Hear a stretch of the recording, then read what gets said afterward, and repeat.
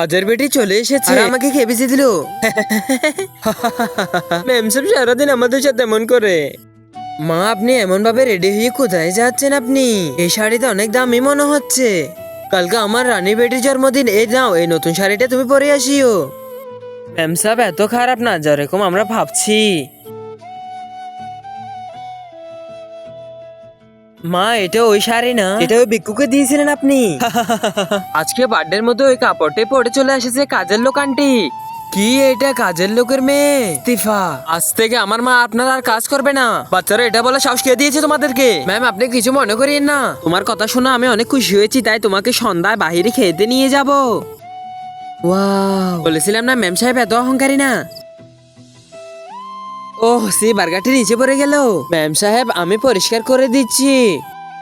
কাজের বেটে, এটা হচ্ছে তোর খানা, আর এটা তোর মায়েকেও সহ খেতে দিলাম। ফাইনালি এতদিন পরে আমরা পিকনিকে যাচ্ছি আবার। কাজের বেটি, তুই ওই গাড়িতে চলে যা, এই গাড়ির ড্রাইভার অন্যজনে চালায় নিয়ে যাবে। ঠিক আছে ম্যাম সাহেব। ধনী ভাবি, আপনার অ্যাক্সিডেন্টের পর আপনার মেয়ে চোখ চলে গিয়েছে, কিন্তু আমার মেয়ের চোখ তো ভালো আছে দেখি। ওর চোখ কেউ দান করেছে।